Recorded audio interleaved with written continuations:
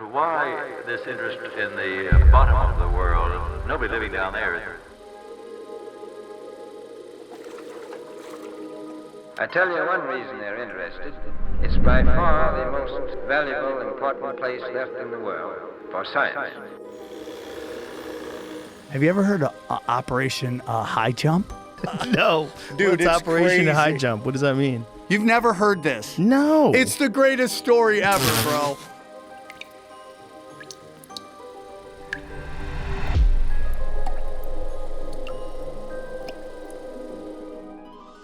Project High Jump, also known as the United States Navy Antarctic Developments Program, 1946 to 1947, stands out as a remarkable chapter in the history of exploration, blending military precision with scientific curiosity. This operation, under the guidance of the indomitable Admiral Richard E. Byrd, was more than just an expedition. It was a groundbreaking venture into the unknown, aimed at asserting U.S. presence and prowess in the Antarctic during the tense early years of the Cold War. So the U.S. government's like, something's going on with Antarctica. There's some activity up there. We want to find out what's going on. So they send this cat named Admiral Byrd up to investigate with a giant fleet. At the heart of Project High Jump was the establishment of Little America 4, the latest in a series of bases that served as a testament to human resilience and ingenuity. Located strategically on the Ross Ice Shelf near the Bay of Whales, this base was not just a shelter but a fully equipped research station. With state-of-the-art labs, living quarters, and storage units all designed to endure the extreme cold, Little America 4 became the epicenter of operations facilitating groundbreaking research in meteorology, geology, and glaciology. It was from here that aerial and ground surveys were launched, significantly enhancing our understanding of Antarctic geography. But Project High Jump was as much about the people as it was about the place. And So, this is where the missing 411 come from, which is all these people have mysteriously disappeared in force. Over 4,700 military personnel underwent rigorous training to adapt to the harsh polar conditions, marking the operation as much a human endeavor as a technological one. The expedition tested the limits of cold weather gear, from specialized clothing to heating systems, ensuring the team could operate effectively in the unforgiving Antarctic environment. There will be a number of expeditions to the bottom of the world because the government has really become interested. The technological achievements of High Jump were nothing short of revolutionary. The operation marked the first major use of helicopters and aircraft in Antarctica, transforming the logistics of polar expeditions. This fleet of snow tractors, weasels, aircraft, and ships was not just tested, but proven in the polar climate, providing invaluable data for future operations in similar conditions. Beyond the scientific and logistical achievements, Project High Jump was a statement of geopolitical intent. I 100% believe this is a spiritual war and that these people are working with dark entities, and that's what this is all about. In the shadow of the Cold War, establishing a U.S. presence in Antarctica was a strategic move, showcasing American capabilities and interests in this remote region. The operation navigated the complex terrain of international law and diplomacy, aiming to consolidate U.S. claims and influence in Antarctica.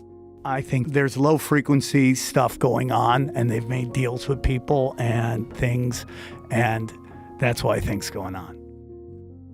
It's clear that this was no ordinary expedition. It was a bold foray into the unknown. The establishment of Little America 4 and the extensive training and testing that took place under the harsh Antarctic conditions were all steps toward a greater understanding of our planet. The legacy of Project High Jump would eventually lead to the Antarctic Treaty System. When Admiral Richard E. Byrd spearheaded Project High Jump in the mid-1940s, he wasn't just leading an expedition. He was venturing into the unknown on a scale never before seen in Antarctic exploration. This ambitious endeavor by the United States Navy was a testament to human curiosity and the drive to push beyond conventional boundaries. With over 4,700 personnel on board, ranging from naval officers to scientists and support staff, the operation was a massive undertaking that showcased the Navy's commitment to exploring and understanding the mysteries of the Antarctic continent. The fleet for this colossal mission was just as impressive, comprising 13 ships with diverse capabilities. Among them, the USS Philippine Sea stood out, not just as an aircraft carrier, but as a floating base for aerial operations that brought unprecedented mobility and reach to the expedition. This fleet, complete with icebreakers, supply ships, and destroyers, played pivotal roles, from navigating through treacherous ice to providing essential logistical support and serving as platforms for scientific research. This innovation opened new avenues for exploration and research, allowing the team to reach previously inaccessible areas. Fixed-wing aircraft were extensively used for aerial photography and mapping, covering nearly 1.5 million square kilometers of uncharted territory. This was no small feat. The aerial reconnaissance conducted during high jump was crucial for mapping the continent's geography, studying its geology, and planning future expeditions. The resulting photographs and maps became authoritative sources of Antarctic geography for years to come. The harsh and extreme conditions of Antarctica posed significant challenges, necessitating innovative technological adaptations. Everything from vehicles to aircraft and ships was modified to withstand the polar conditions. Special insulation, heating systems, and lubricants were developed to ensure functionality in the extreme cold. These adaptations were not just crucial for the success of the expedition, they contributed to the development of technologies that would be used in cold environments worldwide. According to some, the United States Navy's expedition to the icy continent wasn't just about exploring uncharted territory. It was a covert operation to uncover something much more extraordinary: exotic technologies or evidence of ancient civilizations buried beneath the ice. The story goes a bit like this. Tucked away in the vast frozen landscapes of Antarctica, there might have been remnants of an advanced ancient civilization, or perhaps even a crashed alien spacecraft. Imagine that, hidden bases or technology from other worlds right here on Earth, lying in wait under the ice. This theory plays into the idea that such discoveries could explain the rapid technological advancements of the period. Maybe, just maybe, the team behind Project High Jump was on the brink of uncovering secrets akin to those of Atlantis or other legendary lands, secrets that could rewrite our understanding of history and science.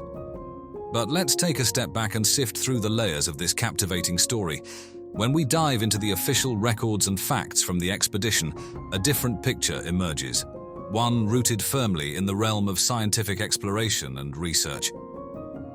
There's no denying the operation was ambitious and groundbreaking, but its achievements lie in the contributions it made to our understanding of the Antarctic region, not in unearthing ancient tech or alien relics.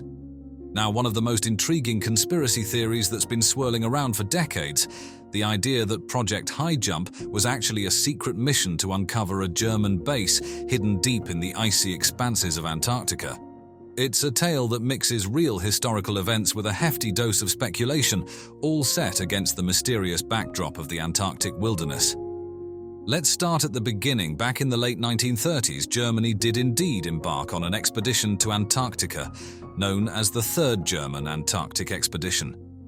This venture was aimed at expanding Germany's whaling capacities and staking a territorial claim for resource extraction, naming the explored area Neuschwabenland, after a region in Germany. However, despite the grand ambitions, the expedition didn't result in the establishment of a permanent base, just a fleeting brush with the icy continent. Now onto the more thrilling part of the story, the theory that the Germans conducted secret drilling operations in Antarctica. According to various speculative narratives, these operations had several possible goals: hunting for rare minerals to power their war machine, establishing a covert base under the ice, dubbed Base 2111 or New Berlin, or even seeking out ancient knowledge or alien tech hidden in the Antarctic depths. It's the stuff of science fiction with a dash of historical intrigue, but let's pause for a reality check. The technical feats required for deep drilling in the Antarctic ice are formidable, even by today's standards.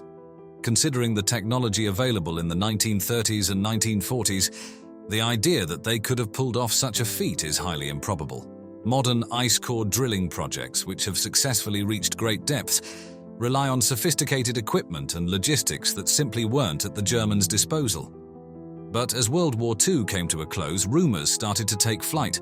stories began circulating about Germans fleeing and seeking refuge in a secret base in Antarctica, supposedly established in the wake of the Richter expedition.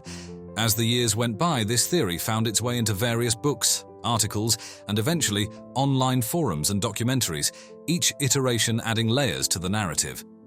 Speculations about the Germans developing advanced technology and weaponry in isolation, far from the prying eyes of the world, only served to deepen the mystery and allure of the story. Yet despite its captivating narrative, this theory remains just that, a theory.